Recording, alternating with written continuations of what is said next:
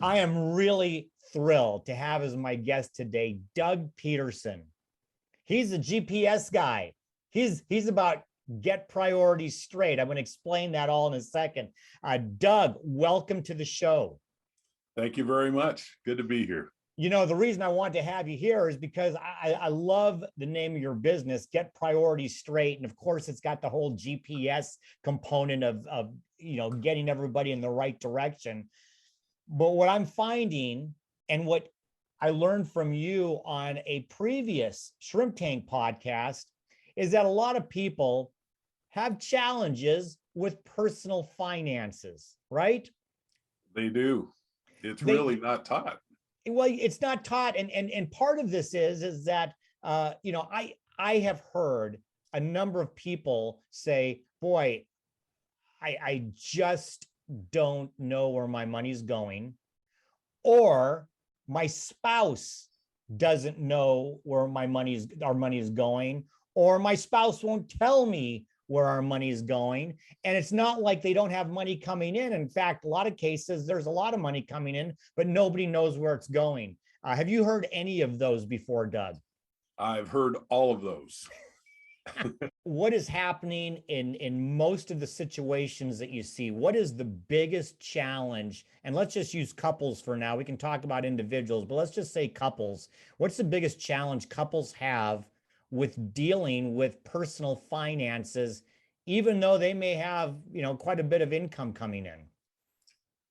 Well, couples are trying to manage something that they can't see. So think of it this way. If I say you're spending too much, or we can't afford that, compared to what? Right. You need information to do that. Now, most of us, with technology, things have really improved, but, to track everything you're spending was just too much work in the past. But now it's easy. And you mentioned it's a lot of work, but it's when you look at the whole picture and get things dialed in and really get your finances organized where your money's going, people don't spend a lot more time than they're spending now paying their bills and managing their finances. In fact, they often spend less time. And then I have people say, well, you mean the time that I spend worrying about money? Should I count that? Yeah, because when you know where you stand, you worry less. When you have data and you've assigned every dollar a job, so you've given all your money a job, not just we have this pile of money here, and you want something else, you say, where's it going to come out of? It's really just about getting some guidance on how to do it better. Am I overstating or understating? No, it's just filling in the blanks. And you said It's not rocket science. I call it fundamentals. It's really getting a really good foundation so that you understand. People say there's surprises. That's another reason I get hired. We'll get these surprises all the time. Well, what surprises? Well, we had a big car repair bill. We had some home maintenance. These aren't surprises. It's like, is Christmas or vacation a surprise? These are things, license tabs, they happen. Finances in general are probably one of the highest stress issues, especially when you're dealing with relationships with the spouse. And I guess that's probably, I didn't ask it very well, but that's probably it, isn't it? Yeah, and I would answer it this way. For me, we never fought about money. We really didn't. We didn't have that issue, but we left conversations unfinished. I want to do this. Oh gosh, we really can't afford it. Well, but I'd really like to. I just can't see how we could pay for it, right? That's just left dangling. Instead of, we had one conversation just a few months ago. I really want to do this. I said, great, let's look at our budget and our income and let's see where we want to take it from. We didn't want to take it from anywhere. And we didn't want to go into debt. So we decided we didn't really want it if we didn't want to cut back on other things. What you just said is really important. I think it leaves conversations unfinished. I don't know if I've heard you say that before, but I think that's entirely true. And maybe somebody listening saying, "Oh shit," and I can say that's a podcast. Oh shit, we never really finished. I said we can't do this, but why or why not? And then you go on to the next thing, and it's done. And I think that personal finance, and I can speak for myself, and maybe it sounds like you could too at some point, are a bunch of unfinished unfinished issues that just pile up like a freaking train wreck, right? They do. And, I'm self-employed.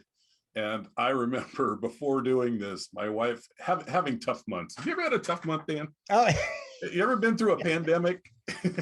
Anyway, having don't tough even months. need a pandemic for a tough month, you know? That's right. Or several tough months. And I'm doing the bills, and she comes home with, hey, look, I got 2 pairs of shoes, and they were only $40 for both pairs, and I'm Right, super inexpensive.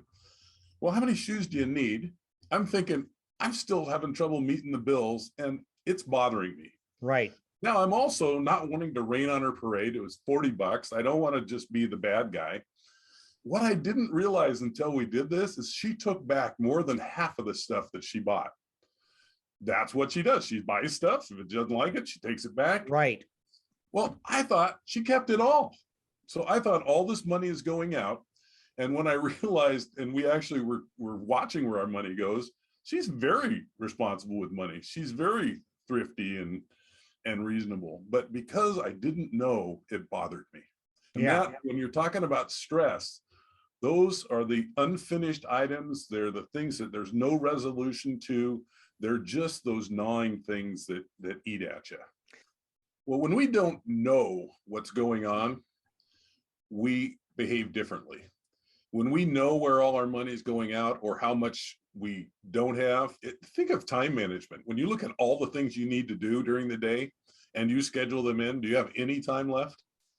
There's always unfinished things. Well, it's the same thing with money. When you assign every dollar a job to what you need to spend and what you want to spend, and you want to build up reserves, so you've got 3 or 6 months worth of cash to live on if we have an impending recession, for example, or challenges. And people don't have that accountability. And having a system in place gives you that accountability, and having someone also that can help support you gives that's one of the things I really hear from people is that accountability is helpful.